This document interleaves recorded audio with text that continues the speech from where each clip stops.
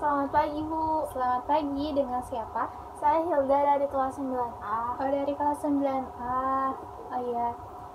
Hilda mau layanan konseling di sini? Iya, Bu, saya mau layanan konseling. Ya, sebelumnya Hilda tahu gak layanan konseling itu apa? Enggak, Bu. Ya, saya jelaskan sedikit ya. Jadi, layanan konseling itu adalah proses pemberian bantuan yang dilakukan oleh individu atau kelompok yang mengalami masalah. Dan tugas saya di sini sebagai konselor adalah untuk menjembatani masalah yang Hilda hadapi atau klien saya hadapi, dan diharapkan masalah tersebut terselesaikan. Nah, sebelumnya di sini ada 3 asas ya yang harus Hilda dan saya lakukan, yaitu yang pertama ada asas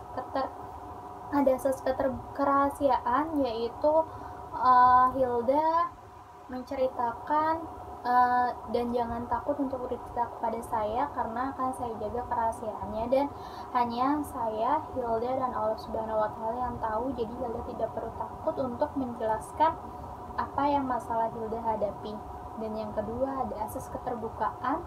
Diharapkan konseli atau klien atau Hilda dapat menjelaskan, menceritakan secara terbuka dan secara jujur tentang masalah yang Hilda hadapi saat ini. Dan yang ketiga ada asas kesukarelaan. Hilda datang ke sini dengan secara sukarela dan dengan hati berharap masalah yang Hilda hadapi ini cepat terselesaikan. Udah, bagaimana Hilda kabarnya hari ini? Sudah baik? Entahlah, Bu, saya merasa sangat bingung. Kalau boleh tahu, Hilda kenapa merasa sangat bingung? Apa yang mengganggu pikiran Hilda saat ini? Saya merasa sangat tidak percaya diri, apalagi ketika menjawab pertanyaan dari dosen, Bu.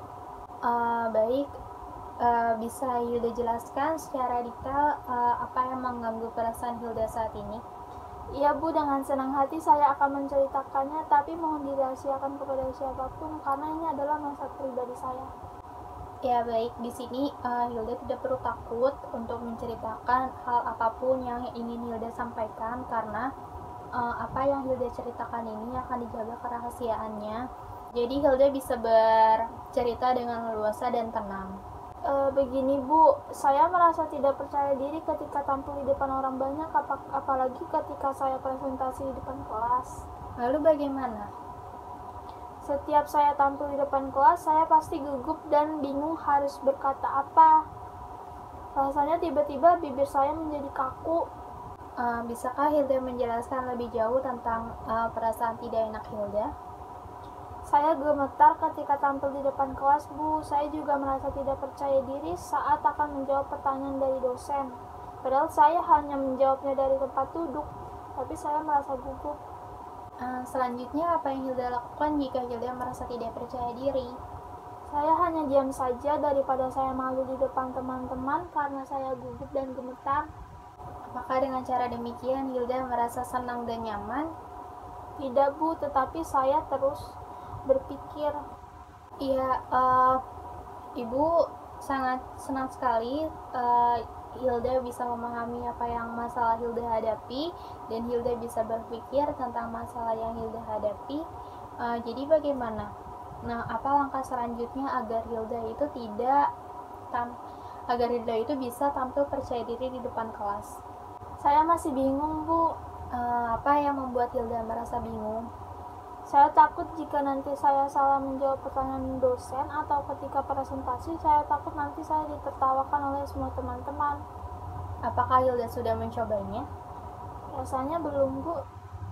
Kalau mencobanya saja belum, apakah bisa dikatakan Hilda tidak percaya diri gitu? Hilda coba dulu untuk tampil percaya diri dan untuk tampil di depan kelas. Baiklah, Bu. Pertama saya akan berlatih dan belajar dulu tentang materi yang akan saya presentasikan. Kedua, saya akan berpenampilan rapi sehingga saya akan merasa lebih percaya diri. Dan yang ketiga, saya akan berdoa dulu sebelum tampil agar saya merasa lebih tenang.